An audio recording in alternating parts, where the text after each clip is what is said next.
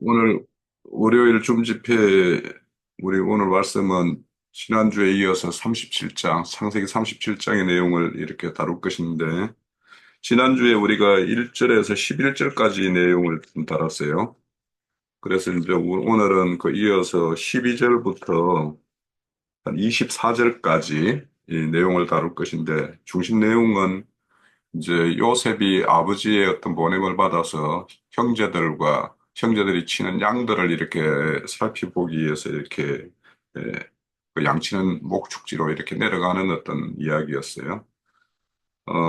그런데 우리가 앞서서 이제 지난주에 다뤘을 때 그 요셉이 형제들의 어떤 미움을 사는 사건이 있었죠. 그래서 요셉이 이제 꿈을 꾸었는데 그 꿈이 그 형제들이나 또 어, 부모 형제들이 다 이 요셉에게 절을 한다라는 어떤 그런 꿈을 꾸었고 그것을 이제 또 형제들에게 그대로 이제 꿈을 이야기함으로 인해 가지고 평소에 이제 아버지의 어떤 편애를 받던 그 요셉을 이렇게 시기하는 형제들에 의해서 이렇게 형제들이 자기들이 뭐 목축하는 목축지로 오는 그 요셉을 이렇게 죽이고자 하는 그 내용까지가 오늘 우리가 다뤄볼 내용입니다. 자, 그래서 우리가 오늘 첫 번째 다뤄볼 내용은 이제 3번, 주제 3번으로 요셉의 형제들을 찾아가는 것에 대해서 이제 나눠보는데요. 우선은, 다른 형제들이 양을 칠 때, 이 요셉은 아버지 집에 이렇게 있었다라는 이렇게 소개를 하고 있어요. 그러면 다른 형제들이 목축할 때 아버지 집에 이렇게 거하고 있는 이런 모습은 어떤 모습을 우리에게 보여주는 것인가 하는 것을 좀 살펴보고, 두 번째는 형제들과 양떼들의 어떤 안위를 걱정하는 그 아버지 이스라엘과 그의 보냄을 받은 요셉의 어떤 모습은 우리가 주님이 이 땅에 오시는 어떤 모습과 이렇게 많은 그 오버랩이 돼요. 그래서 그런 내용과 관련해서 한번 좀 이렇게 살펴보면 좋겠고. 그래서 요셉이 이제 아버지의 어떤 그 보냄을 받을 때 아마 너희 형들이 세겜에서 양을 치고 있을 거다. 그런데 이제 세겜에 이렇게 갔더만 그 형제들이 이제 거기를 떠나서 이제 없죠. 뭐 다른 곳으로 갔어요. 그래서 이제 그럴 때 요셉이 이렇게 방황하고 있는 그랬을 때 이제 형제들은 세겜을 떠나서 이제 도단으로 이렇게 이동을 했어요. 그러면 이런 어떤 요셉이 형제들을 찾아 방황하는 것과 이제 형제들은 세겜에서 도단을 이동했다란 이런 어떤 의미가 어떤 의미를 가지는가 하는 것과 그리고 이제 요셉이 헤브론에서 세겜을 거쳐 도단에 이렇게 이르러 형제들을 이렇게 최종 만나요. 그러면 이렇게 도단에서 이렇게 만나는 그런 의미. 그래서 이런 것들을 전반적으로 하나님이 이렇게 행사하시는 어떤 일 가운데에서 그 형제들과 요셉과 또, 어떤 그 목축지를 이렇게 형제들이 세겜을 떠나서 도단까지 간 어떤 그런 전체적인 어떤 가정이 우리에게 이렇게 보여주는 어떤 전체적인 그림이 있을 것 같아요. 그래서 그런 거에 대해서 한번 좀 살펴봅니다. 자, 시작을 할게요. 그 다른 형제들이 양을 이제 가본 다른 형제들이 양을 칠 때 아버지 집에 있었다는 의미는 그래서 이거는 이제 예언으로 봐야 되고 장차 성취될 일로 보았을 때 그 이제 요셉은 어, 예수 그리스도를 상징하고 지금은 인자 예수로 오시는 모습으로 이렇게 그려지는데 아직 그 세상에 오시기 전의 모습으로 이렇게 이해되어야 하지 않는가. 그래서 요한복음 1장 1절에 보면 태초에 말씀이 계신데 이 말씀이 하나님과 함께 계셨다는 모습으로 이렇게 봐야 되지 않는가 이렇게 생각이 들어집니다. 그 다음에 그 형제들과 양떼들의 안위를 걱정하는 이스라엘과 보냄받은 요셉의 모습은 그래서 어, 하나님께서는 이제 인자 예수를 보내시기 이전에도 내가 그 선지자들을 수도 없이 보냈는데 너희가 그 중에 박해하지 않은 선지자가 있느냐 이렇게 이제 성경에서는 말씀하셨는데 이렇게 음, 하나님께서는 자기 백성들을, 당신의 백성들을 걱정하셔서 그들을 구원하시기 위해서 끊임없이 염려하시고 때를 따라 종들을 보내는 모습을 이렇게 볼 수 있었고, 이제 아직 인자 예수로 어, 그 보내시기 전의 모습으로 이렇게 보아야 되는가? 어, 그러면 이렇게 얘기하면 좀 앞뒤가 좀 안 맞네요.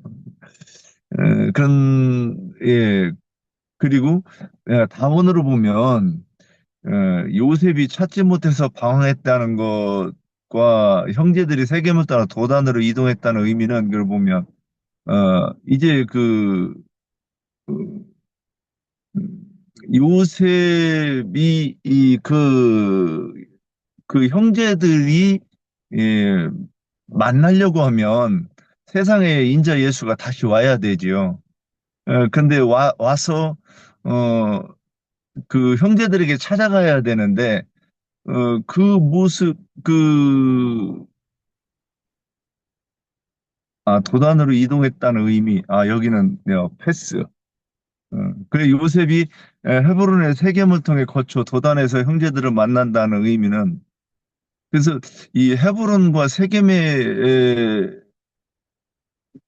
이 거리가 있고 또 거기에서 이제 이렇게 도단으로 가서 만난다고 하는 것은 도단까지 간다고 하는 그 의미는 음, 그 예루살렘에서 그 헤브론을 거쳐 세겜을 이렇게 지나서 점점 더 예루살렘에서 멀어지는 것으로 이렇게 볼 수 있지 않나 싶어요. 그러면 이것은 영적으로 의미하는 것은 그 형제들이 진리에서 떠나서 어, 그 하나님께로부터 멀어진 그 영적인 상태를 의미하지 않는가 이렇게 생각해 보았습니다. 예, 여기까지입니다. 한 번에 가본 요셉이 집에 있었다는 의미는 우리가 에서와 야곱에 대해서 앞서 창세기 25장 27절에 살펴보았듯이 에서는 익숙한 사냥꾼이라 덜 사람이 되고 야곱은 조용한 사람이었으므로 장막에 거주하였다 하는 말씀을 우리가 이미 상고를 하고 또 알고 있어요. 지금 본문의 요셉의 형들은 히위 족속에게서 빼앗은 세겜에서 아버지의 양무리를 목양하는 중이지만 요셉은 아버지 야곱과 함께 헤브론에 있으니 아버지의 집은 곧 아브라함의 하나님, 이삭의 하나님, 또한 지금까지 야곱과 함께 하시며 지키시고 복을 주신 하나님의 집에서 교회 생활을 하고 있음을 의미한다 하고 저는 그렇게 생각을 했습니다. 그래서 또 이어서 제가 또 조금 이렇게 깨달은 것이 있는 것은 저번에 홍 형제님이 야곱이 그 베델까지 이르기 전에 어, 숫곳을 거쳐서 약복강을 건너서 그 다음에 이제 베델에 이르고 그 다음에는 거기에서 또 그 베들레헴을 해서 거기 베델을 떠나서 베들레헴으로 가는 그러한 일을 하는 것이 아버지 집에 있지 않고 거기에 있나 하는 그런 것을 좀 이야기를 하신 것 같아요. 그랬을 때에 제가 이번에 어떠한 또 조금 그 이해를 받은 것은 우리가 알다시피 야곱이 전제를 드리며 하나님께서 말씀하시던 곳의 이름을 베델이라고 불렀다 함은 베델은 하나님께서 함께 하시는 집인 교회의 대표가 되는 성읍이고 헤브론은 아브라함이 사라를 장사하기 위해 헷 족속으로부터 은 400세겔을 주고 사서 아브라함과 자신과 이삭과 그의 아버지 그의 아내가 묻힌 그리고 또 이제 야곱이 묻힐 곳이고 또한 나중엔 요셉이 해골도 묻히는 하늘에 이기는 자들의 기업인 장자교회를 의미하는 것으로 이렇게 이해를 했어요. 그랬기 때문에 야곱은 베델을 거쳐서 헤브론으로 가야 되는 것이다. 그러나 이제 헤브론은 그 기업이 되고 또 하나님의 집인 그 신약의 교회가 되는가 하면 베델은 하나님이 말씀하시는 것이고 그것은 곧 교회를 상징하는 것인데 그것은 대표성이 있는 것이다 하는 것으로 좀 이해가 되어져서 조금 보충을 했습니다. 그리고 또 이제 나번에 질문은 이스라엘이 걱정을 해서 이제 요셉을 형제들한테 이제 보낸 그 내용인데, 세계문 디나의 사건 이후 세워진 광야 교회로서 이스라엘이 함께 하지도 못하고 있으므로 당연히 그의 양무리들의 양육을 걱정하는 하나님의 마음이라면, 보냄을 받은 요셉은 사도로서 혹은 아들로서 양무리들의 안위를 살피는 영적 장자 곧 이기는 자들을 상징하는 것이다 하는 것으로 저는 이해를 해봤습니다.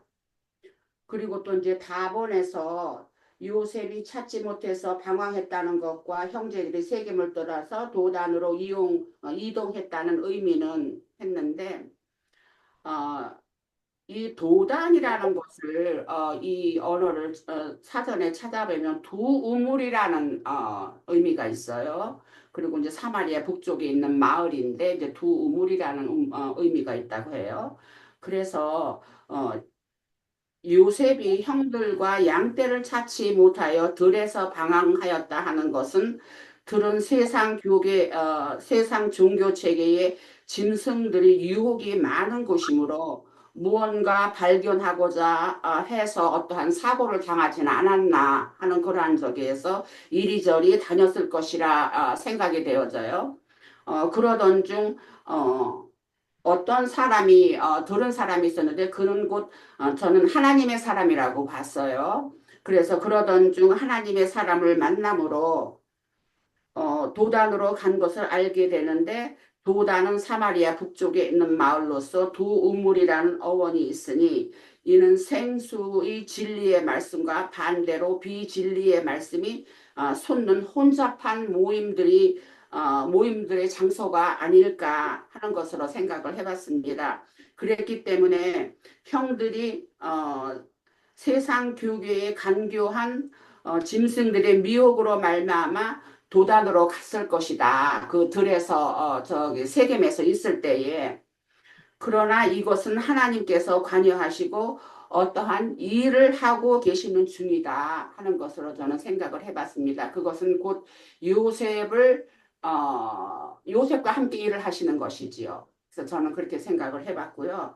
그리고 라본은 요셉이 헤브론에서 세금을 거쳐 도단에서 형제를 만나는 의미는 했는데, 그래서 이제 다본하고 라본을 이어서 같이 연결을 해서 본다면, 그러므로 요셉은 헤브론 곧 아비집을 떠나 세겜의 들 짐승들이 있는 광야를 거쳐 악한 영에 사로잡힌 형들을 만나게 되면서 자신도 전혀 예상치 못한 다른 나그네 길을 시작하는데, 이것은 곧 하나님께서 아브라함에게 명하신 것처럼 본토 아비집을 떠나 하나님께서 의도하시는 곳으로 가기 위한 하나님의 안배인 것이다 하는 것으로 봤습니다. 네, 여기까지 하겠습니다. 예, 그러면 제가 정리해 본 걸 이제 좀 말씀드려 볼게요. 우선 이제 그 전체적인 그림은 이 예수님이 이 땅에 오셨다가 자기 민족, 자기 백성에게 이렇게 죽임당하는 것과 이 이야기가 거의 아주 유사한 이야기가 37장의 어떤 전체적인 맥락으로 흘러가고 있어요. 자, 그런 것을 이제 생각을 해보면, 이제 첫 번째 그 3번 전체적인 그림은 저는 이제 이렇게 보여요. 그 우리가 앞서서 이제 다뤘을 때도 요셉의 어떤 성정, 그래서 이제 형제들의 어떤 뭔가 잘못된 거 있으면 아버지께 이렇게 고자질하고 뭐 이런 거, 그걸로 인해서 이렇게 형제들의 어떤 또 그런 와중에 아버지의 어떤 편애를 받고 있기 때문에 형제들이 그렇게 시기하고 질투하고 이런 것과 또 이제 또 요셉이 또 그때 또 마침 꿈을 두 개 이제 꾸었는데 다 형제들이 자기한테 이렇게 절하는 거, 그런 어떤 꿈의 내용이고 이렇게 하니까 이제 그 미움을 샀죠, 전체적으로 보면. 그래서 오늘도 이제 이 내용이 이제 전체적으로 흘러가는 걸 보면 이제 어떤 이야기 스토리의 어떤 배경을 이렇게 쭉 까는 이야기가 우리가 금방 그 3번의 어떤 내용 같아요. 그래서 이제 그런 어떤 의미에서 좀 이렇게 보면, 자, 다른 형제들이 양을 칠 때 아버지 집에서 이렇게 아버지의 어떤 그 사랑을 차지하고 있었기 때문에 이렇게 들일 같은 것들로부터는 이렇게 자유하기 때문에 채색 옷을 입었다고 그랬죠. 채색 옷은 소매가 길고 이 앞 이렇게 무릎까지, 무릎이 아닌 저 발목까지 이렇게 내려오는 그런 옷을 입었던 것이라고 하면, 그러니까 이렇게 목축이나 농사일이나 이런 거와는 아무 상관없이 이렇게 지냈던 것이 이제 요셉의 어떤 그런 그 일상이었어요. 그래서 이제 이런 것들, 그러니까 이런 그 아버지가 그 라헬의 아들, 그 죽은 라헬의 아들, 사랑한 라헬의 아들이라는 것 때문에 이렇게 특별히 이렇게 편애하는 거, 이런 것들이 이제 이 사건의 어떤 발단이 돼요. 그래서 이런 걸 보면 이제 예수님이 이 땅에 오셔서도 그 자기 민족, 자기 백성들에게 이제 나아갔을 때 이제 예수님이 이렇게 요한복음에 이렇게 말씀하시는 거 보면 그 당시 유대교에 이렇게 젖어 있었던 사람들은 대체 알 수 없는 이야기들을 많이 하거든요.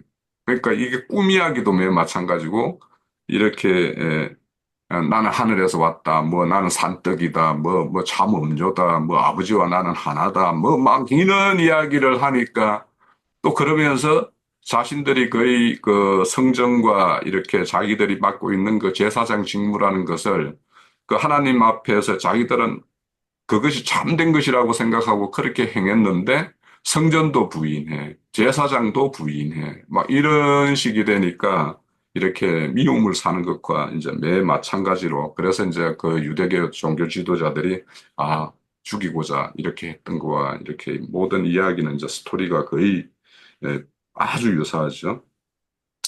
그래서 이 아버지 집에 이렇게 있었던 거, 그러니까 아버지가 편애했던 거, 또 그런 어떤 요셉의 어떤 성정, 그리고 그런 것들을 이렇게 시기하는 형제들, 막 이런 것들이 이제 모든 것이 이렇게 거기에서 한 털이라도 뭔가가 빠지면 요셉이 형제들에 의해서 이렇게 죽임을 당하다가 거기서는 살림을 받아가지고 이렇게 달려가는 어떤 이런 이야기 전체적인 스토리가 이제 전개가 안 되겠죠. 그래서 이제 그런 것들을 그래서 아버지 집에 있었다라는 것은 아버지의 특별한 편애와 이런 것들을 이제 한번 생각해 볼 수 있을 것 같고. 그리고 이제 두 번째 그 형제들과 양떼 이렇게 안위를 걱정해서 아버지 이스라엘의 어떤 보냄을 받아서 이렇게 가는 요셉의 모습은 이제 인자 예수가 오는 모습이나 이 땅에 오는 모습이나 아주 그 유사하죠. 그래서 하나님은 구약에서는 선지자들을 보내서 그 남유다나 북이스라엘에 대해서 그들의 하나님의 뜻을 전하고 그래서 하나님이 원하는 방면으로 이렇게 건면을 하고 했지만 그들이 이제 불의를 행함으로 이렇게 우리가 징계를 받고 하는 것들 이야기를 우리가 이렇게 볼 수가 있어요. 그러면 이제 신약 시대에도 하나님은 그런 어떤 제자들, 그러니까 주님의 어떤 제자들을 통해 가지고 교회를 이렇게 돌보고 이렇게 하는 것들을 계속 했어요. 그래서 이런 것들이 아버지가 보냄을 받은 요셉이나 또 우리가 주님의 어떤 보냄을 받아서 주님의 어떤 교회를 이렇게 목양하는 어떤 그런 일을 맡는 사람들이나 같은 어떤 맥락이 되겠죠. 그래서 이제 저는 이제 이렇게 요셉이 보냄을 받은 인자로 오는 모습이 있는가 하면 잘 알다시피 우리가 다른 어떤 보혜사로 이렇게 오시는 어떤 모습이 있어요. 그래서 이런 어떤 보혜사로 보냄을 받았다라고 하는 것은 가장 지근거리에서 이렇게 조언을 하거나 또 위로를 하거나 이렇게 하는 것들이 이제 보냄받은 어떤 주님의 어떤 그 다른 보혜사로 온 모습이죠. 그래서 이런 모습들이 결국에는 이제 요셉이 그 형제들과 양떼를 이렇게 안위를 이렇게 살피기 위해서 오는 것과 이렇게 같은 모습이다라고 우리가 이제 생각해 볼 수가 있겠고. 그거는 이제 주님이 인자로 오셨을 때도 이제 그렇게 말씀하셨잖아요. 그죠? 이제 제자들 보고, 남겨질 제자들을 보고, 너희들을 고아처럼 이렇게 버려두지 않겠다. 그래서 다시 오겠다. 그렇게 하는 것과 같이 그 인자로 오셨던 분이 다시 이렇게 오시는 모습과 이렇게 고발입이 되죠. 그래서 어, 주님이 이제 그 요한복음 17장에 보면 이제 십자가를 이렇게 죽음을 앞두고 남겨질 제자들을 위해서 이렇게 기도하는 모습을 보면 이렇게 그 남겨질 제자들에 대한 어떤 걱정과 그들의 어떤 안위를 아버지께 이렇게 부탁하는 모습 이런 것들도 우리가 이렇게 양과 형제들과 그 양들을 이렇게 살피는 아버지의 어떤 마음 이런 거에 의해서 보냄받은 자 그런 것들을 우리가 좀 엿볼 수가 있어요.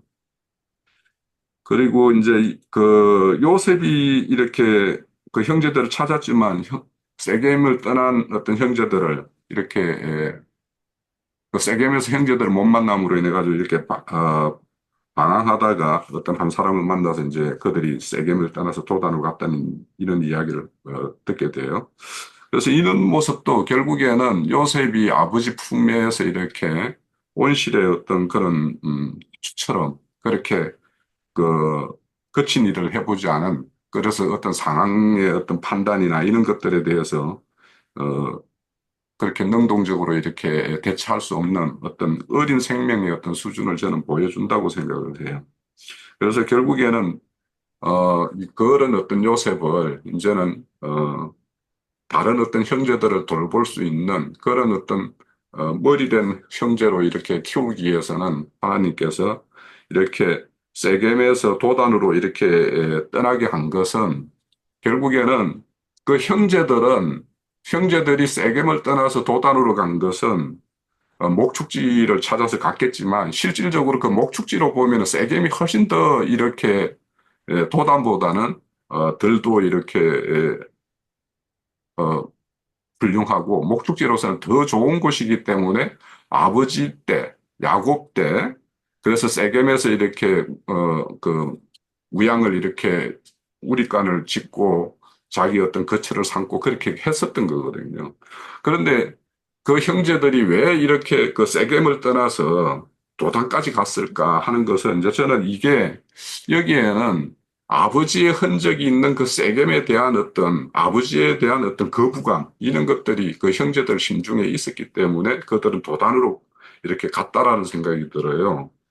그런데 이제 그 하나님께서는 반드시 이 형제들을 도단까지 보내야 되는 거죠. 왜냐하면 하, 어, 하나님의 어떤 심중에 작정되어 있는 계획은 요셉을 최종적으로 그 애굽으로 보내는 것이 하나님의 어떤 일차적인 목적이었기 때문에 도단에 가야지만이 애굽으로 내려가는 그 왕의 대로라는 어떤 그 길이 이렇게 시작되는 지점이 도단이에요. 그러니까 이 도단까지 하나님의 심중에는 그래 했고 또 이런 형제들은 아버지에 대한 어떤 거부감이나 이런 거가 발로되어서 세겜을 떠나서 도단으로 갔던 것이고 그렇게 저는 이렇게 보여요. 그래서 이런 것들을 보면 이제 하나님의 어떤 행사가 각자의 어떤 그 성정들, 그러니까 야곱의 성정, 그 아들의 요셉의 어떤 성정, 그 형제들의 성정, 이런 것들이 다 어우러져 가지고 최종적으로는 이 도단에 이르러서 거기에 가야지만이 대상들이 내려가는 대상들을 만나게 되고 그들을 할 수가 있기 때문에 그렇게 유도한 것이 이제 하나님의 어떤 일이다라는 것을 이제 우리가 좀 생각해 볼 수 있겠다 싶고요.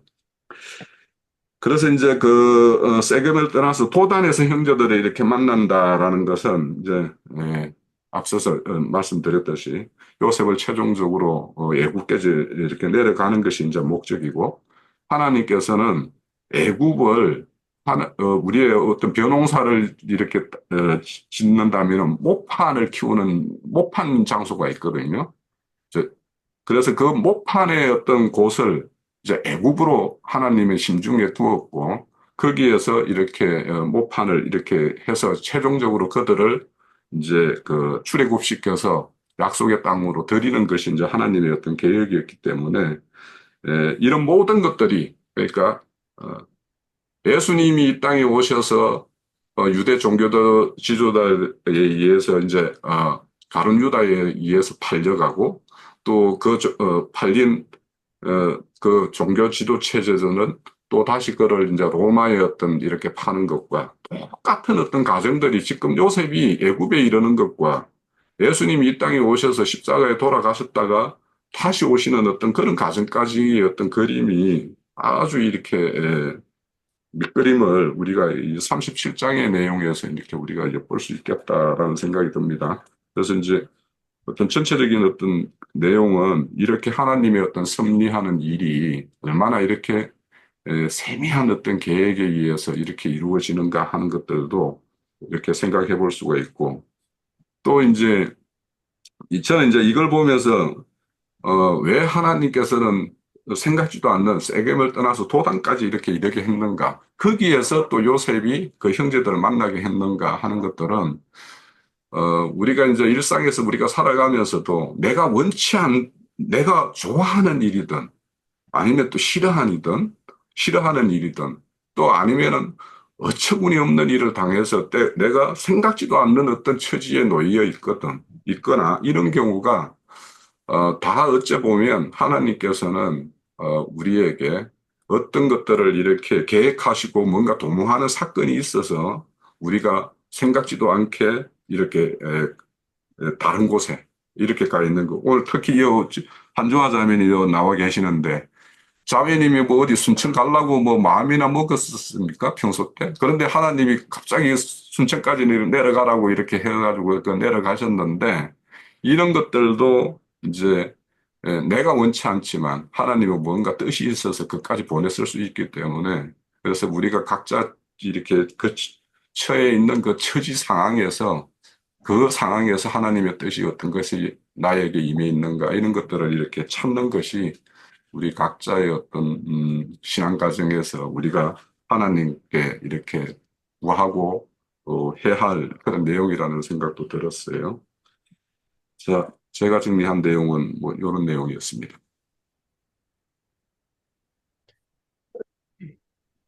요셉의 길은 야곱의 길하고 같다는 걸 저는 좀 느꼈거든요. 요셉은 꿈 것 때문에 지금 그 꿈은 이제 이상과 계시잖아요. 그 꾼 것 때문에 형들한테 미움받고 이제 어떻게 보면 하나님의 계획 안에서 이제 이루어졌다고 보지만은 야곱은 팥죽 한 그릇으로부터 장자권을 빼앗았잖아요. 그래서 이제 동일한 이제 하나님의 그 계보를 이어가려면 이런 상황들이 다 주님 안에서 이제 다 계획되고 만들어지는 과정인데 그 과정이 주님한테 딱 점을 찍었다 하면은 참 어렵고 힘든 길은 당연해요. 이제 이게 이루기까지. 그래서 보면 그 야곱의 아버지를 대를 잇는 것은 요셉이다. 저는 이제 이런 느낌을 받았어요. 그러면 똑같은 그 아버지의 길을 갈 수가 있는 자는 야곱도 리브가한테 사랑을 낳을 때부터 야곱은 사랑하고 에서는 미워하였다 했던 것처럼 여기서도 또그 요셉을 지금 사랑했잖아요, 지금. 그런 과정에 사랑하는 거에서는 대가가 따른다. 그 사생자는 징계가 없지만 사생자가 아닌 자는 반드시 징계를 해서 만들어가는 과정이라는 걸 좀 저는 느꼈고요. 시편 105편 한번 제가 좀 볼게요. 105편 그냥 그 다는 안 읽고 중요한 대목 한 두 줄만 읽을게요. 105편 17편에 17절에 그가 한 사람을 앞서 보내셨으며 요셉이 종으로 팔렸도다. 그의 발은 착고를 차고 그의 몸은 쇠사슬에 매었으니 곧 여호와의 말씀이 응할 때까지라. 그의 말씀이 그를 단련하였도다. 이 말씀을 보면서 우리 이 교회 형제 자매님들도 이 교회 생활하면서 쉽지 않은 걸 저는 좀 느꼈어요. 쉽지 않으면서 이 길을 왔던 거예요. 그러면 주님이 우리를 미워서 그랬을까? 참으로 젊었을 때 내가 저주 중에 저주를 받았다. 근데 지금 와서 보면 갑절의 복을 줬다는 걸 요즘에 느끼면서 아, 노년에는 주님이 평안함을 주셨구나. 한걸 요즘에 와서는 깊이 좀 깨달아져요. 물론 자식들 것은 내가 다 뭐 해결할 수 없지만 나 하나를 놓고 볼 때는 자식들은 뭐 그건 이제 부분적인 거니까 그렇게 봤을 때 가장 와서 닿는 것은 그 가는 길은 참 힘들어요. 차코에 이렇게 오늘 지금 말씀처럼 차고 그의 쇠사슬을 메었다는 것은 이런 쇠사슬이겠어요? 주님이 나를 얽어매고 응할 때까지 나를 놓기 주님이 다 됐다고 인정하실 때까지 주님이 우리를 묻고 꼭 이렇게 그렇지 않으면 우리가 그냥 들망아지처럼 도망가니까 저는 그래 저를 놓고 볼 때 주님이 이렇게 개입하지 않으셨다면은 도망갔을 거예요.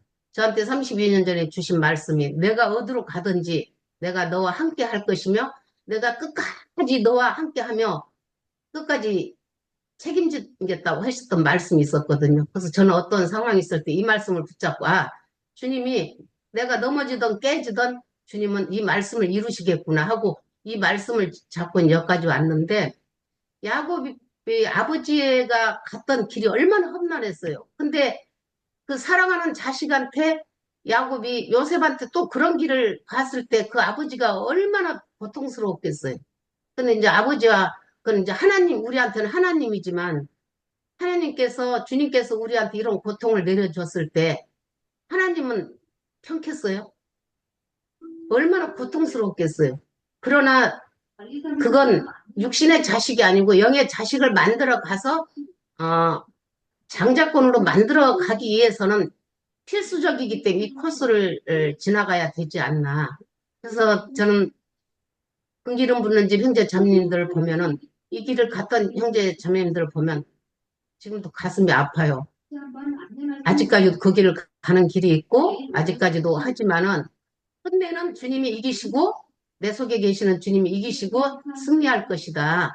그래서 희망을 갖고 이 길을 더 갔으면 하는 마음으로 오늘 좀 이게 깨달아져서 말씀을 드렸어요. 여기까지 할게요.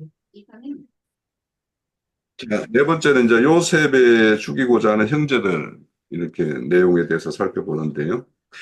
자, 첫 번째는 형제들을 찾아오는 요셉을 죽이고자 하는 이유와 그 예수님을 연결시켜서 우리가 살펴본다면 그 내용이 어떤 것이 이렇게 오버랩이 되는가 그런 내용을 한번 살펴보고요. 두 번째는 죽이자 하는 형제들과 그를 해치는 것을 막아서는 그래서 그를 구원하려는 루벤의 어떤 대조적인 어떤 모습 그런 거 루벤은 왜 이런 어떤 그 앞서서 우리가 그 내용에 보면 루벤이 아버지의 부인을 이렇게 범하는 어떤 내용이 있었죠. 그런 내용이 있었던 루벤이 지금은 여기에서 이제 오히려 그 요셉을 살리는 일에 이렇게 앞서는 어떤 모습을 보이고 있어요. 그러면 이것이 진정 루벤의 어떤 본 모습인가 이런 것도 한번 살펴보고 세 번째는 요셉이 형제들에 의해서 그가 입은 채색 옷에 이렇게 벗김을 당하고 또 구덩이에 이렇게 던짐을 당하고 그런데 그 구덩이는 비었더라고 되어 있고 이거는 이제 루벤이 와서 이렇게 보니까 그랬다라는 거죠. 그러고는 그 속에는 물은 없었더라 이런 말씀이 있어요. 자, 이런 내용을 우리 주님의 어떤 죽음 이후에 어떤 그 무덤의 어떤 모습과 좀 오버랩이 되는 게 있는 것 같아요. 그래서 그런 내용을 우리가 한번 살펴보면 좋겠습니다. 자, 시작을 할게요.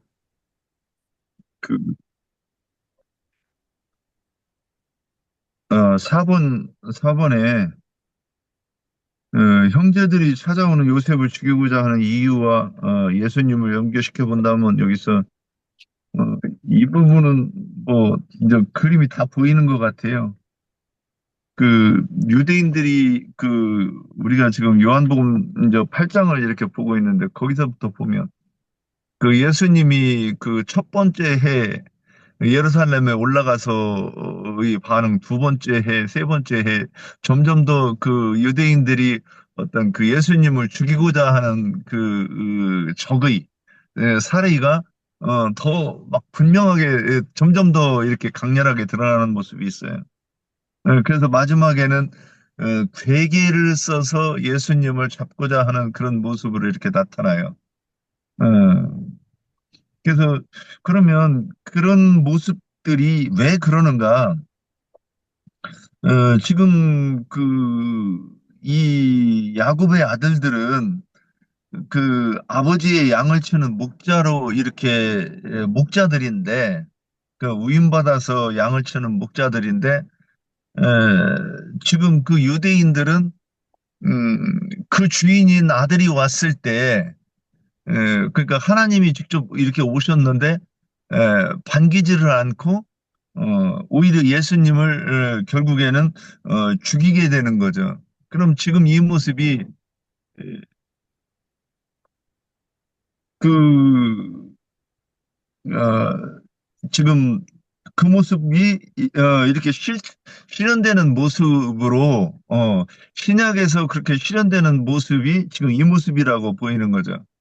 그래서 유대인들은 자기들이 지금 하나님을 잘 섬긴다고 어, 말하고 생각하고 그리고 어, 또 그 자기들이 그 지금 목양하는 그 일들을 통해서 사실은 자기들이 주인 노릇을 하고 있는 건데 진짜 주인이 왔을 때는 그것을 인정을 안 하고 죽이는 모습으로 배척하는 모습으로 나타나는 것 아닌가.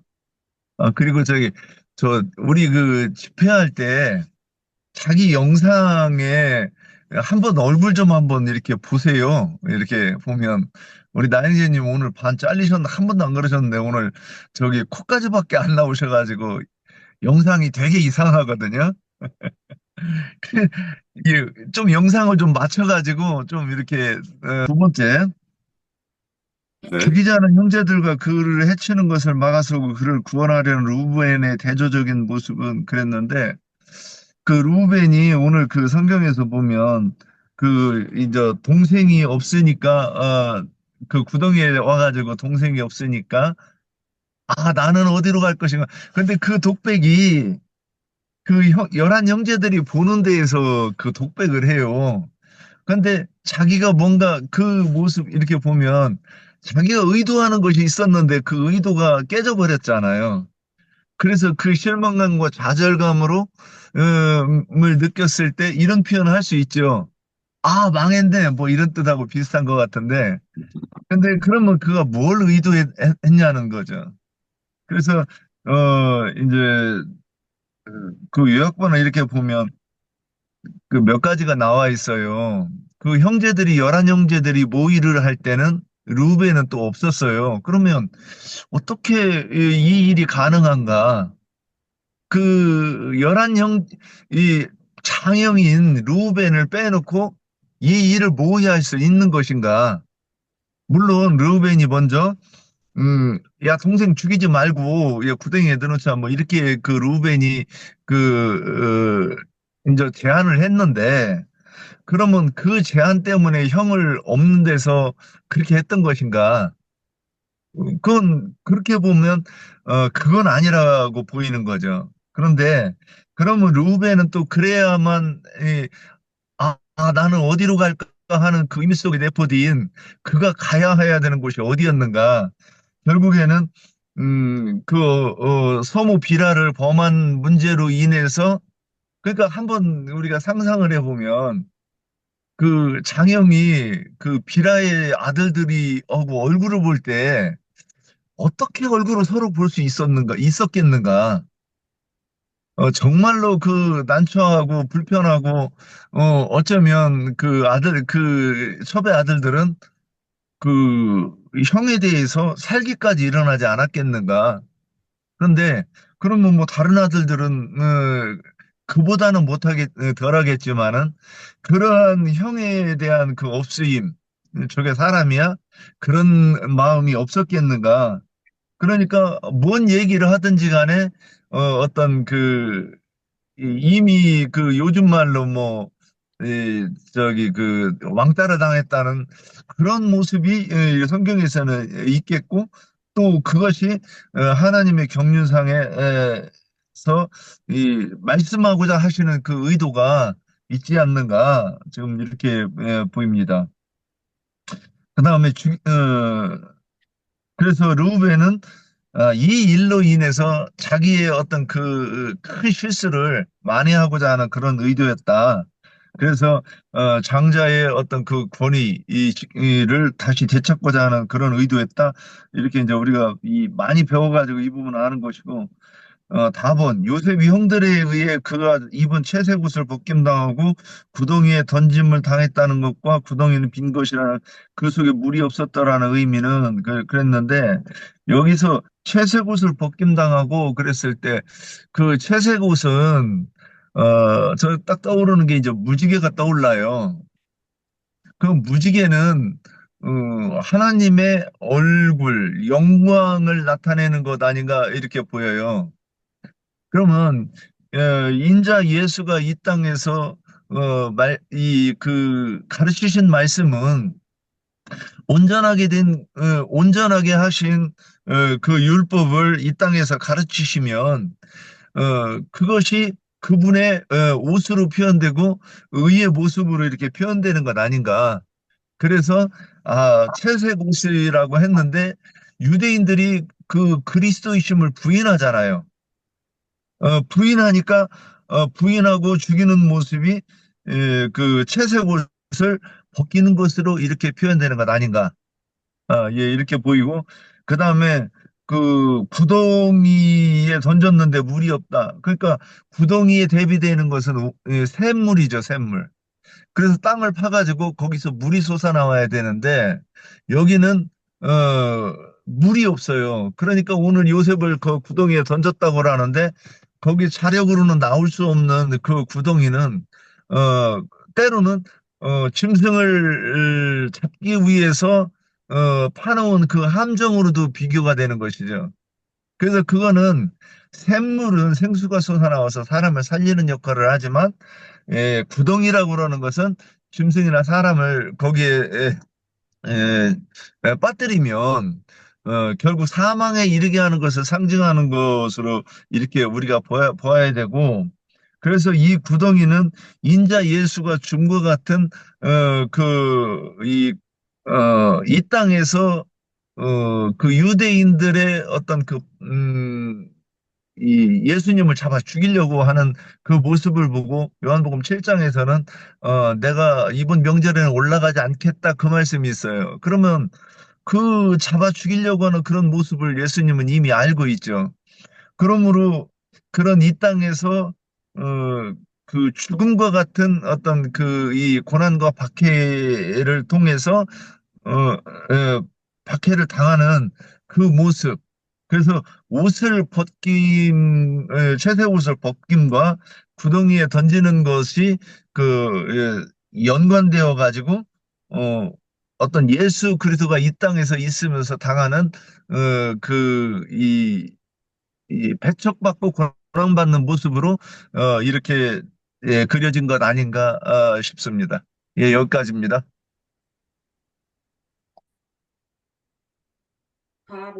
가본 요셉을 죽이고자 하는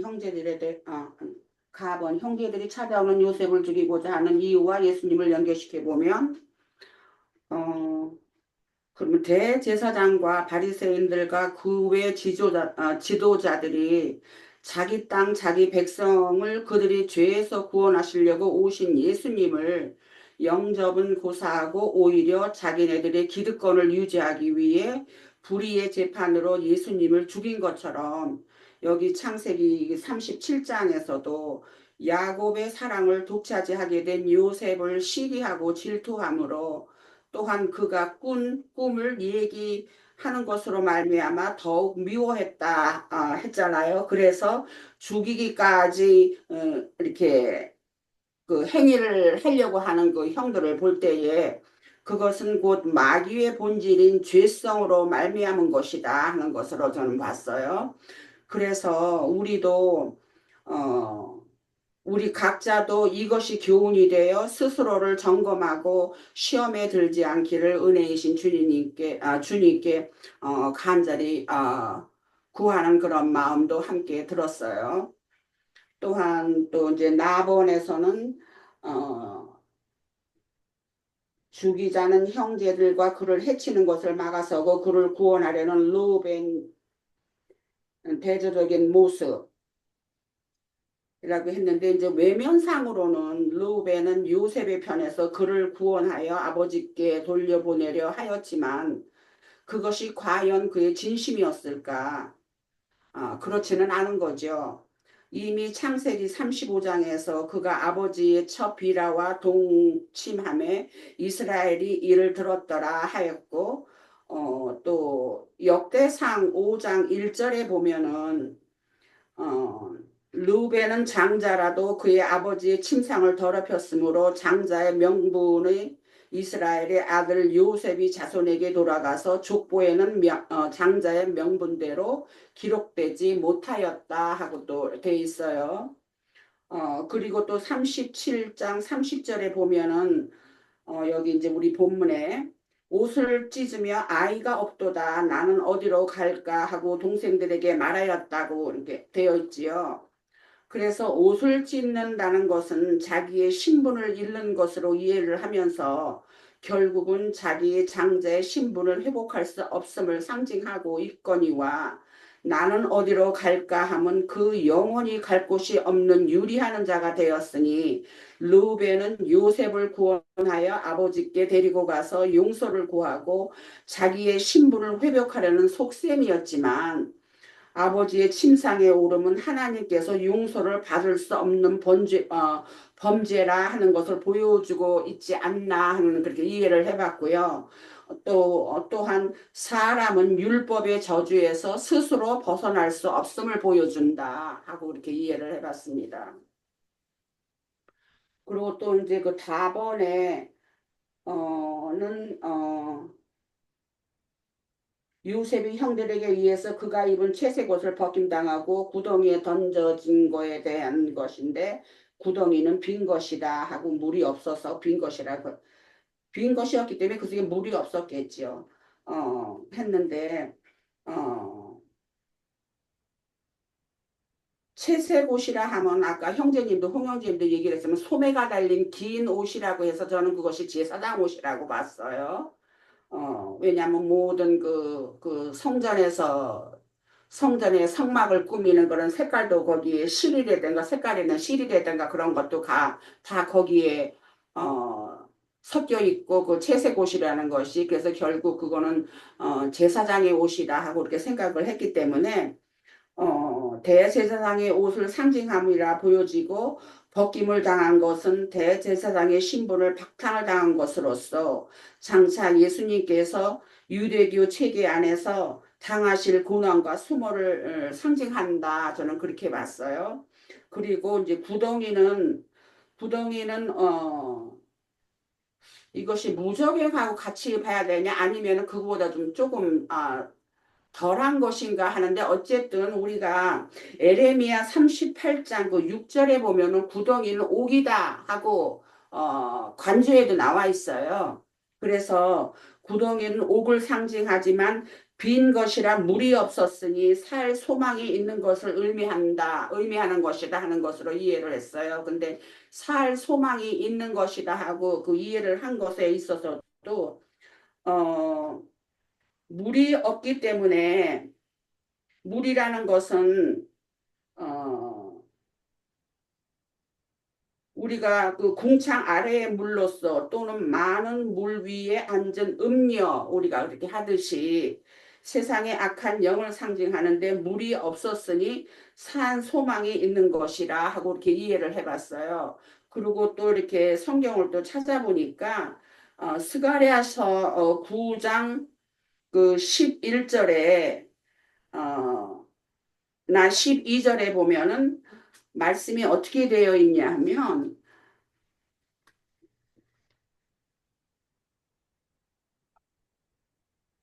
또 내가 너로 말할진대 내 언약의 피로 말미암아 내가 내 갇힌 자들을 물 없는 구덩이에서 놓았나니 갇혀 있으나 소망을 품은 자들아 너희는 요새로 돌아올지니라 하고 말씀이 되어 있어요. 그랬기 때문에 물이 없는 것은 악한 영이 없는 그러한 소망이 있는 그런 것을 상징하는 것이다 하는 것으로 이해가 되졌어요. 그래서 결국은 요셉이 그 구덩이에 빠졌지만 그 옥에 빠져 있지만 결국은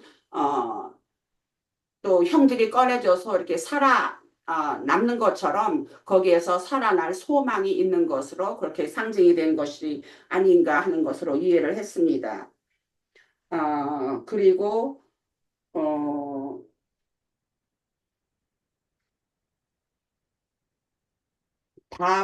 답을 지금 했죠. 그 다음에 거기까지.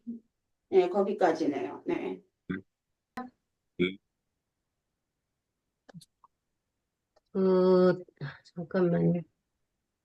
그를 잡아 구덩이에, 24절에 보면 구덩이에서 던지니 그 구덩이는 빈 것이라 그 속에 물이 없었더라 했는데 이 구덩이에 빠지면 구덩이에서 끌어올려야 이제 하는 것도 있잖아요.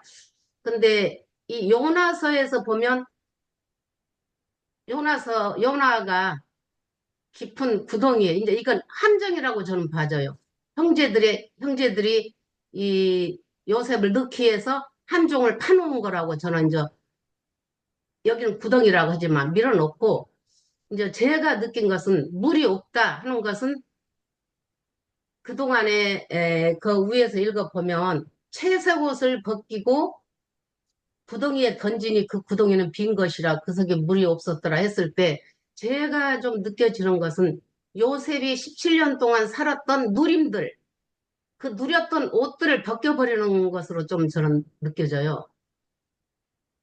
이제 예수님이 요한복음에서도 보면 옷을 벗겼잖아요. 그리고 옷을 벗기고 나서 그들이 다 나눠 갖고 했을 때 이제 예수님은 이제 십자가에 매달리고 그게 끝이냐 하면 아니고 부활 생명으로 나오잖아요. 근데 요셉도 여기 전환점 같아요, 지금.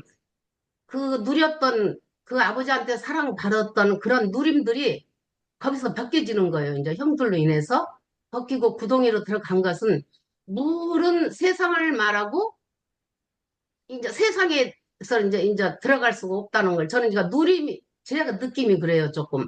세상은 물인데 지금 물이 없는 구덩이란 말이에요. 그러면 이제 팍팍한 길을 이제 걸어가야 되지 않나. 이제 요셉의 길은 이제 이걸로 정해졌다. 저는 이제 이런 것을 좀 봐지면서, 아, 그런데 여기서 끝이 나는 게 아니고 부활 생명으로 올라오려면 28절에서 보면 그때 미디안 사람 상인들이 지나가고 있는지라 형들이 요셉을 구덩이에서 끌어올리고 저는 여기서 이제 희망을 봤어요. 구덩이다 넣었으면은 반드시 올라오는 날이 있는 거잖아. 그럼 이제 부활이라고 봐져요. 근데 이제 부활을 했다고 우리가 하나님 말씀을 듣고 주님 어떤 말씀 주셨으면은 그게 바로 이루어지는 게 아니에요. 아니라고 봐요, 저는. 야곱도 이스라엘을 이름을 받았지만은 그 과정이 굉장히 깊었어요. 가는 과정들이. 그랬을 때 여기서 끌어올리지만은 이제 애국으로 가서 별 일들 다 겪잖아요. 그러면은 그 꿈에 대한 그 사람 지금 요셉은 대가를 지불하는 거예요. 네가 장자가 되고 왕권이 되려면 반드시 이 길은 시험을 거쳐야 되는 거잖아. 이 세상 나라도 5년 정권 해먹겠다고 별 수단 방법을 그 속에서 다 점검을 받고 난 다음에 왕이 되는 것처럼 영원한 나라에서 5년짜리가 아닌 영원한 나라에서 왕이 되려면 우리가 가는 길은 그 주님을 따라가는 길이기 때문에 저는 좀 그 여정들이 봐지거든요. 그래서 이 여정은 힘들지만은 구덩이에서 끌어올릴 때부터는 이제 요셉은 새로운 삶을 산다. 저는 좀 그게 느껴져요. 요나도 구덩이에서 끌어올리고 나서 하나님을 승전해서 기도를 했을 때 주님 무트로 물고기 배에서 무트로 뱉어냈잖아요. 그건 이제 부활을 말하는 건데 반드시 이 길을 가면은 이런 길이 있어야 우리가 삶의 소망이 있지 않나. 저는 좀 여기까지 간단하게 제가 느낌을 좀 말했어요. 네. 시간이 짧고 해서 그럼 저도 정리한 내용을 좀 말씀드리고 마치도록 하죠. 자, 우선 형제들이 들을 찾아오는 요셉을 이리고 죽이고자 하는 것, 이것은 이제 예수님도 자기 민족, 자기 백성들에게 왔지만 그들에게 이제 배척당하고 최종적으로는 로마에 팔려서 이렇게 죽임을 당하죠. 그와 이제 똑같은 어떤 모습인데, 근데 이제 왜 그렇게 예수를 이렇게 유대 지도자들이 그렇게 죽이고자 했었던 건가 하는 것은 요셉이 꿈을 꾼 이야기, 두 이야기나 예수님이 이 땅에 오셔서 그들에게 한 이야기가 거의 아주 유사해요. 그래서 예수님은 나로 말미암지 않고는 아버지에게 올 자가 없다라든지, 뭐 또 나는 하늘에서 왔다라든지, 뭐 아버지와 나는 하나라든지, 막 이런 이야기들이 자기에게 절한다라는 내용이나, 이제 이 예수님 자신이 이제 나는 하나님의 어떤 아버지가 나와 함께 한다라는 어떤 나와 하나다라고 하는 이런 사람으로서는 알 수 없는 어떤 이야기들을 또 신성모독이라고 해서 최종적으로 이제 죽이는 거잖아요. 그와 매 마찬가지로 어 그런 어떤 죽임에 이르게 하는 어떤 그 과정을 보면 요셉의 어떤 모습과 지금 예수님이 오셔서 이 땅에 오셔서 이렇게 죽임에 이르게 과정까지가 너무도 비슷하다라는 생각이 들고 또 기본적으로는 이제 요셉은 거의 뭐 베냐민을 제외하면은 말자잖아요. 그런데 이제 기존의 어떤 그들로 보면은 이렇게 기존 질서에 따라 보면 형제들의 어떤 그 장유 유서가 있는데 그런 걸 다 무시하고 이제 자기가 이제 자기에게 절한다라고 이렇게 하는 것들은 기존 질서 체계를 다 이렇게 부인하고 그 성전도 부인하고 제사장도 부인하고 하는 어떤 예수님이 오셔서 했던 것과 거의 똑같은 일이기 때문에 이제 이렇게 죽음에 이르게 하는 것들과 아주 유사하죠. 자, 그래서 그들의 어떤 음, 유대인들이 예수님을 죽이는 거나 형제들이 요셉을 죽이는 것은 보면은 아버지의 어떤 뜻, 그러니까 요셉을 그렇게 사랑하는 아버지의 뜻, 이런 것들을 다 반해서 이렇게 행하는 것들을 보면 모든 것이 이제 자기의 어떤 유익, 그러니까 기존에 이제 유대 체제의 어떤 그들은 기득권을 이렇게 부인하는 어떤 예수, 또 요셉이 모든 형제들의 어떤 그런 것들을 다 질서를 이렇게 무시하고 자기가 이렇게 머리 되는 것과 같은 그런 이야기, 이런 것들이 이제 최종적으로 그렇게 형제들이 죽임에 이르게 하는 어떤 내용과 그렇게 유사하다라는 생각이 들고요. 그리고 죽이는 형제들은 이제 루벤 같은 경우는 왜 이렇게 막아섰는가 하는 것은 뭐 앞서서 이제 형제님들도 형제 자매님들 말씀을 주셨는데 루벤 같은 경우는 아버지 첫 비달을 이렇게 범함으로 인해 가지고 아버지하고는 아주 이렇게 뭐 아버지와 아들이지만 아주 서먹한 그래서 그 어떤 벌어진 간격을 메우기 어려운 그런 어떤 지경에 있었죠. 그런데 이제 그런 가중에 그런 이제 아버지와의 어떤 그런 벌어진 간격, 이걸 회복하고자 하는 것이 이제 루벤인데 그것도 이제 자기 어떤 장자권을 이렇게 생각에 염두에 둔 어떤 루벤의 어떤 시도였겠죠. 어, 그렇지만 이제 우리가 루벤의 어떤 요셉을 살리고자 하는 것이나 또 형제들이 요셉을 죽이고자 하는 것을 가만히 보면 그 저변에 깔려 있는 거는 하나같이 자기의 유익이에요. 나의 어떤 유익이라는 것이 다 깔려 있기 때문에 행하는 것은 어디 한 면은 누구는 형제들은 죽이려고 그러고 루벤은 살리려고 하지만 그 근저에는 자기의 어떤 유익을 위해서만 생각하는 것이 이렇게 기저에 깔려 있기 때문에 이들의 어떤 속마음은 거의 동질이라고 이렇게 볼 수가 있겠죠. 그래서 이제 그 뜻이 이렇게 이루어지지 않는 것이 이제 하나님이 루벤에 의해서 요셉이 이렇게 건짐을 받는 것이 아니라 유다에 의해서 이렇게 건짐을 받는 것이 하나님의 뜻이었기 때문에 그래서 나중에는 이제 유다가 이렇게 우리가 다음 주에 이제 다뤄볼 다섯 번째 질문에서 이렇게 다뤄볼 그래서 유다에 의해서 이렇게 건짐을 받는 것인데 유다 같은 경우는 아버지 이스라엘이 축복할 때 보면 너에게로부터 이제 실로가 올 것이다. 평화의 왕이 올 것이다. 이렇게 이제 말하기 때문에 그것의 어떤 시련이 유다의 어떤 손에 의해서 요셉이 이 살림을 받아야 되는 그런 어떤 필연성이 거기에 또 내포되어 있죠. 그리고 이제 요셉이 형들에 의해서 그의 어떤 채석옷을 뺏김을 당하고 구덩이에 던져지는 것은 그거 뭐 아까 이제 자민도 말씀하셨는데 최종적으로는 이제 예수님이 이 땅에 오셔서 모든 거 이렇게 뺏김을 당하고 수모와 조롱을 당하면서 최종적으로 이제 십자가에 이제 죽임을 당하는 것이 구덩이에 던져졌다라는 것은 여기 구덩이는 우리가 이제 음부 세계, 소월 세계, 이런 세계를 이제 음부라고 이야기를 하는 것이니까 그래서 여기는 구덩이라는 것은 그런 어떤 형제들을 지금 죽이고자 해서 구덩이를 팠고 거기에다가 묻은 거거든요.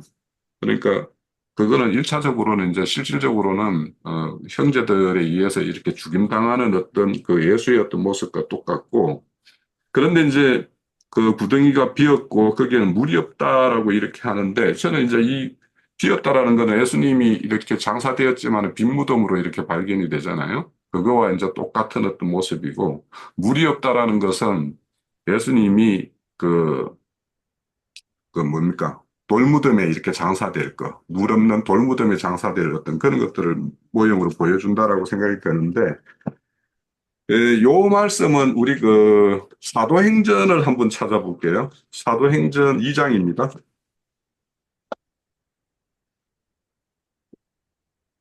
사도행전 2장에 보면 23절부터 볼게요. 사도행전 23, 2장 23절입니다. 그가 하나님께 정하신 뜻과 미리 아신 대로 내준 바 되었거늘 이렇게 이제 요셉이 이렇게 뭔가 형제들에 의해서 구덩이에 이렇게 던져짐이 되는 거 이런 것들이 이제 있는 내용이겠죠. 너희 법 없는 자들의 손을 빌려 못 박아 죽였으나 이거는 이제 최종적으로 나중에는 이제 그 무덤에서 건짐을 받아가지고 이제 그 이스마엘과 미디안 사람들에 의해서 이렇게 팔려가는 어떤 이야기와 같은 것 같아요. 근데 이제 24절 보면 하나님께서 그를 사망의 고통에서 풀어 살리셨으니 이는 그가 사망에 매여 있을 수 없음이라. 그리고 26절 볼게요. 그러므로 내 마음이 기뻐하였고 내 혀도 즐거워하였으며 육체도 희망에 가거니 이는 내 영혼을 음부에 버리지 아니하시고 주의 거룩한 자로 쓰김을 당하지 않게 하실 것임이라. 요 말씀과 이제 저는 그 여기 무릎성과 썩어짐을 당하지 않는 것과 이렇게 좀 연결이 된다라는 생각이 들어요. 그래서 우리가 오늘 우리가 지금 계속 그 지난주에서부터 오늘 이 37장의 내용 그러니까 최종적으로 구덩이에 이렇게 던져지는 것까지의 어떤 내용을 우리가 봤는데 예, 다음 주에는 이제 5번 문제 하나만 다루고 다음 주에는 이제 좀 가볍게 해서 뭐 마치려고 하는데요. 자, 5번에 가서 이제 이렇게 우리가 살림을 받는 그래서 이제 예, 구덩이에서 이렇게 건짐을 받아서 이렇게 팔려가는 어떤 모습은 예수님의 어떤 부활의 어떤 모습과 그 이후에 우리의 어떤 완전한 보호자로 이렇게 세워지는 어떤 요셉의 어떤 모습과 이렇게 보면 예수님의 어떤 더 온전한 대제사장으로서 우리와 함께 하시는 그분의 어떤 모습으로 이제 오버랩이 되는데요. 어, 여기에 이제 그 앞서서 내가 빼먹었는데 실질적으로는 이제 요셉의 옷은 그 보디발 부인에 의해서 옷이 벗겨지죠. 벗겨지고 그리고는 이제 그걸로 이제 옥에 갇히는 거 갇히죠. 그렇지만 이제 옥에 갇혔다가 바로의 꿈 해석을 해서 이제 뭐 이렇게 풀려나는 어떤 이야기 이런 것들이 여기에 요셉이 형제들에 의해서 이렇게 무덤에 던져졌다가 이렇게 건짐을 받는 거나 이 요셉이 감옥에 이렇게 갇혔다가 거기에서 풀려나는 이야기나 또 예수님이 이제 최종적으로 빈 무덤으로 발견돼서 이제 그분이 부활 생명으로 다시 오신 거나 이런 것이 오늘 우리가 봤던 내용, 그 24절까지 내용하고는 아주 이렇게 거의 같은 그림을 우리에게 제시해주고 있다. 이렇게 생각이 됩니다. 네. 구덩이에 대해서 이렇게 지체들이 말씀하시는데 그 지금 요셉이 여기 형님들에 의해서 그 구덩이에 던지는 모습이 있고 나중에 그 감옥에 들어가는 그 모습이 있어요. 근데 이 감옥을 아까 이 구덩이도 그 히브리어를 찾아보면 감옥이라는 뜻도 있고요. 이게 무덤이라는 뜻도 있어요.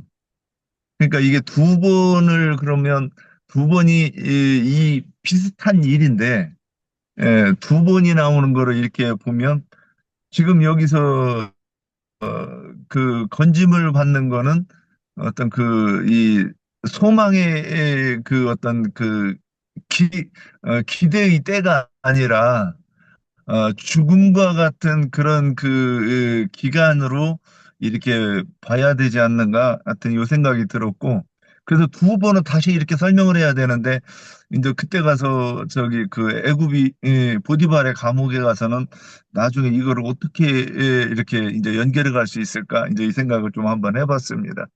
예, 여기까지입니다. 근데 그거는 이제 그 금방 보디발 금방 형제님 그 말씀을 들으면서 금방 생각나는 거는 이거예요. 이제 여기에는 첫 번째 여기에서 구덩이에서 이렇게 건짐을 받는 것은 인자로 오셔서 이제 다시 부활하는 것이라면 이제 그 보디발의 옥에 갇혔다가 이렇게 나올 때는 그 옥에서는 어 애굽만 풀려나는 것이 아니라 거기에 갇혔던 그 술가는까지도 이렇게 구원하는 일에 이렇게 관계가 되거든요. 그래서 이제 그 말씀은 그 베드로전서 3장인가 가면은 하나님의 영이 옥에 가서 이렇게 그 풀어내는 그 하나님의 말씀을 이렇게 이끌어내는 그들을 이끌어내는 어떤 그 말씀이 있잖아요. 그래서 어찌 보면 그거는 보디발의 감옥에 갇힌 거는 그 고옥에 있는 떡가는과 술가는을 만나기 위해서 거기에 이렇게 가신 그 영의 어떤 모습과 이렇게 좀 모발입이 되는 것 같다라는 생각이 듭니다. 그러니까 여기서 그게 음, 제 얘기 들리나요? 여기서 예, 말하는 말씀하세요. 구덩이라는 것은 영들의 옥을 말하는 거. 그 말하자면 우리가 그 필라케라고 했잖아요. 그것을 말하는 것이라고 이해가 되거든요. 왜냐하면 여기에 물이 있다 없다 물을 가지고 또 얘기를 했고 그래서 여기서 말하는 옥이라는 것은 영들의 옥을 얘기하는 것이고, 곧 필라케다 하는 것으로 저기 하고, 아까 윤 형제님이 말하는 그 옥이라는 것은 그냥 그 감옥, 지상 위에 있는 그 감옥이 아닐까 하는 것으로 이렇게 구분이 되지 않나 하는 생각은 드는데, 어, 형제님이 그래서 구분을 그게 해주시면.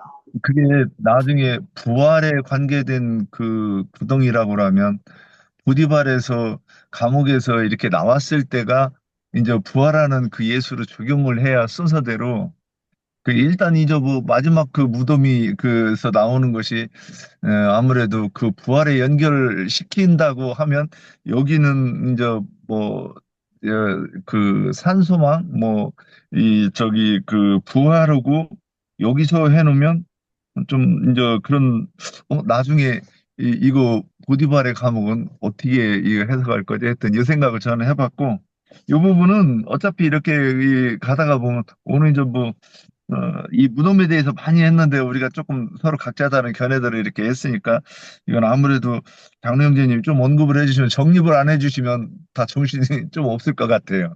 저도 그렇고 예. 그렇게 쟤들이 성경을 아주 여러 각도로 짧은 성경을 여러 가지 각도로 이렇게 각자 나름으로 영적인 것을 곁들여서 잘 생각들을 많이 했다는 걸 느꼈고요. 오늘 들으면서 우선 17세의 소년이었던 요셉의 꿈이 어떻게 되는지 좀 보자. 형들이 그렇게 말했다라는 거. 요셉이 오니까. 그런데 그곳이 어디냐면 도단이라는 곳이에요. 원래 이제 야곱이 알기로는 헤브론에서 그 자식들을 그 양떼를 치러 갈 때 우리는 세겜 들판으로 갈 겁니다 하고 갔겠죠. 그러니까 세겜으로 보낸 거죠.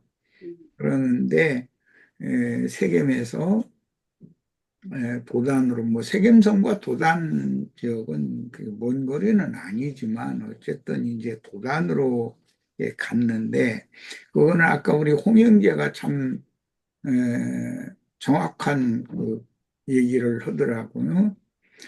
만약에 세겜성에서 요셉을 만났으면 거기에서는 요셉이 애굽으로 팔려갈 수가 없어요. 왜냐하면 도다는 이스마엘 상고들 또 일단 지나갔고 그 이스마엘의 상고들이 지나갈 때 요셉의 형들이 죽이지 말고 피를 흘리면 무슨 유익이 있냐 죽이지 말고 그냥 여기 마른 구덩이에 그냥 던졌던 이 요셉을 꺼내서 죽일 것이 아니라 파는 게 좋겠다 이제 그래서 이스마엘의 상고들이 지나갈 때 그 생각을 하게 됐고 이스마엘의 상고들은 지나갔고 뒤에 미디안의 상고들이 또 오니까 그들한테 이제 흥정을 해서 팔았거든요.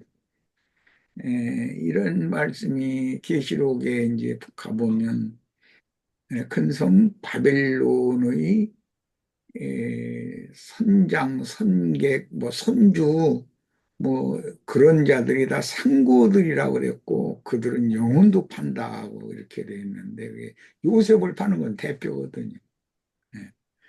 그런 거죠. 그런데 그러면은 그들은 세상의 생존에 필요한 뭐 음식이나 옷가지나 뭐 이런 주로 그때 당시는 향신료를 저 인도 쪽에서 수입을 해다가 애굽에다 팔았다고 그러는데 그다음에 어쨌든 세상의 유행, 세상의 생존을 위한 그런 저 식료품 이런 것들을 주 거래 상품으로 장사를 했겠지만 사람의 영혼도 어, 사고 파는 그런 장사꾼들이었다라는 것을 알 수가 있고 이제 그런데 그 도단이라는 말은 아까 형제들 누가 그 얘기를 했는데 그게 이제 우물이라는 뜻의 쌍수 형태예요. 뭐 히브리어에는 쌍수가 있다는 거 잘 알죠. 그러니까는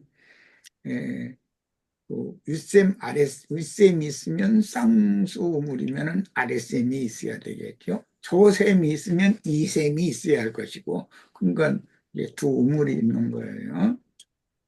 그런데 그게 도단이라는 지명의 뜻인데, 그 도단에 구덩이가 있었고 물이 없다고 그랬어요. 그러니까 이것은 유대교라는 건 영혼을 뭐 다른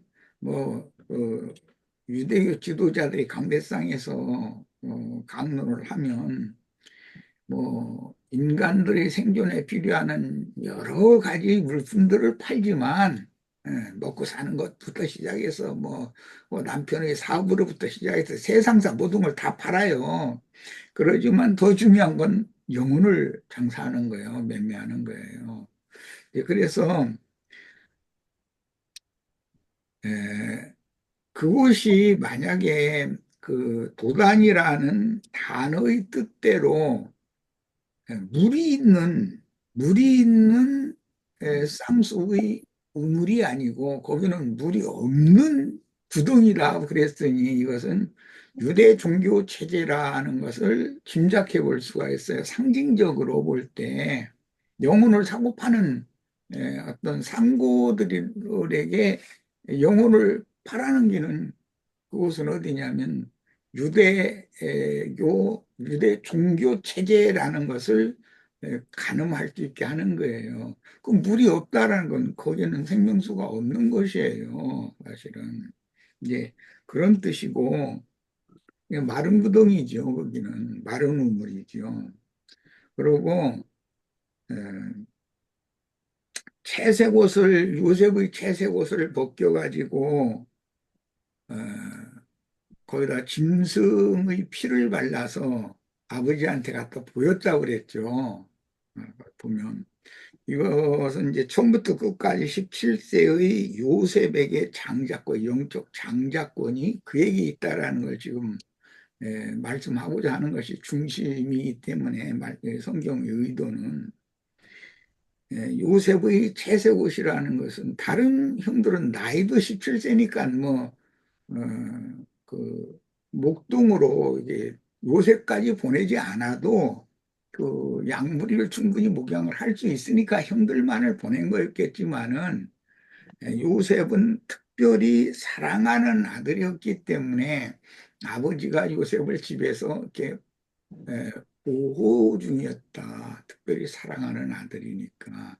채색 옷을 입혔다는 것은 특별히 사랑한다는 뜻이고, 이건 뭐 구약 성경에도 이제 그 예표상으로 나오는 말이지만 요한복음 3장 35절이나 5장 20절이나 이런 데 보면 아버지 사랑하시는 자, 예수를 표현할 때 아버지의 사랑하시는 자라고 이렇게 표현을 해요. 그러니까 그건 야곱이라는 이스라엘이라는 아버지가 요셉을 특별히 사랑했죠. 12 그 지파 중에서도. 그건 그리고 이제 창세기 44장 20절에도 보면 주로 요셉에 대해서 그 형들이 애국의 총리 이제 사실은 요셉인데 총리에게 우리 아버지가 그를 그만큼 사랑하시기 때문에 그런데 그가 없어졌다. 그런데 그 동생 베냐민까지 만약에 에, 아버지에게서 뺏어온다면 아버지가 아마 돌아가실 것 같다. 그런 정도로 사랑하신다. 그러니까 아버지와 생명을 이게 뭐라고 말하나? 뭐 자식들인가 다 생명이 결탁된 것이지만 그 중에서도 생명을 바꿀 만큼 사랑하신다. 이제 그런 표현이 나와요. 그러면 채색 옷을 형제들에 의해서 벗김을 당했다는 것은 인간적인 아버지의 사랑은 이것으로 끝났다라는 말이에요. 옷벗김을 당했으니까. 이제 지금부터는 하나님, 이제부터는 영적인 말씀으로 전환되는 거예요. 그 얘기는 아까 우리 안자매가 아주 잘 얘기를 하더라고요. 네. 그래서 육신적인 사랑을 받던 요셉은 이제부터는 예, 야곱의 사랑은 끝나고 이제는 이스라엘의 사랑이 이제 이어지는 거죠. 하나님의 사랑으로 영적 사랑으로 요셉에게 이제 지금부터는 적용이 되는 것이고 그다음에 미디안의 상고 전에 이스마엘의 상고가 있었다. 이거는 이제 신약 교회에 적용을 하자면 로마교가 그들도 상고들이잖아요. 영혼을 사고 파는 신부들이라는 게.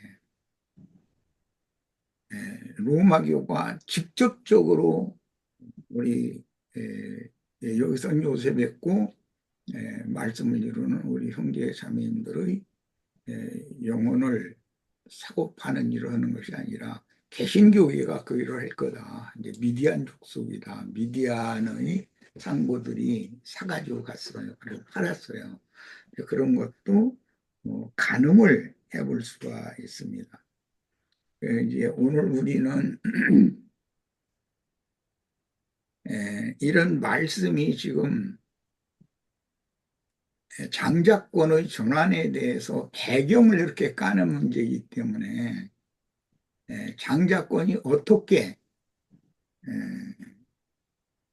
르벤에게서 장자권이 박탈되어지고 요셉에게 장자권이 가게 되는가 이제 이야기인데 신약에 예수님이 오셔서 포도원 비유 말씀을 특히 하시면서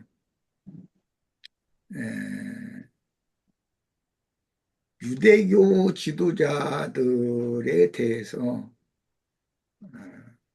포도원의 삭슬 아들을 보냈는데 그 상속자인 아들을 죽이고 그 포도원을 우리가 차지하자 했는데 그건 그들의 계획이고 이건 형제들의 계획이지 않아 지금 요셉을 놓고 형제들이 서로가 계획이고 그건 유대교 지도자들의 계획이고 실제로는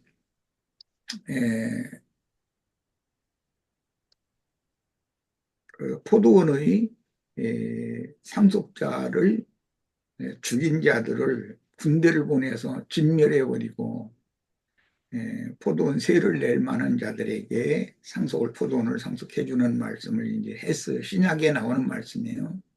그래서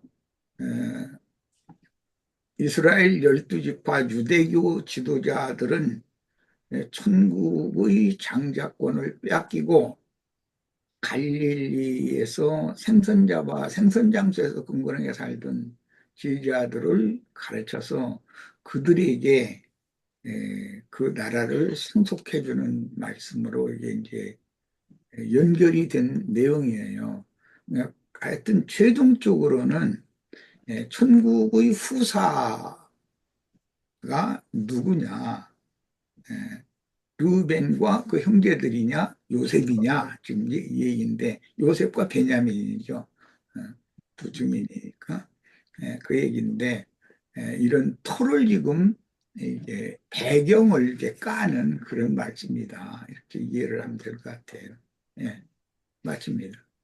이가 요셉을 거기에 이렇게 잠시 가뒀던 것은, 하나님이 사랑하시는 자가 자기 땅, 자기 백성에게로 오셨다. 신약에서는 이렇게 되어 있어요. 거기는 유대인의 모습으로 유대 땅, 유대 백성들에게 보내심을 받은 거거든요. 그게 물 없는 구덩이에요. 그런데 성령이 되신 다음에는 두무리 샘솟는 성령과 신부가 말씀하시는 곳, 이제 교회예요. 장자들의 교회예요. 거기는 생수의 이 우물이 솟아나는 것이에요. 그것은 전환입니다. 그것도 이해를 하셔야 됩니다. 예.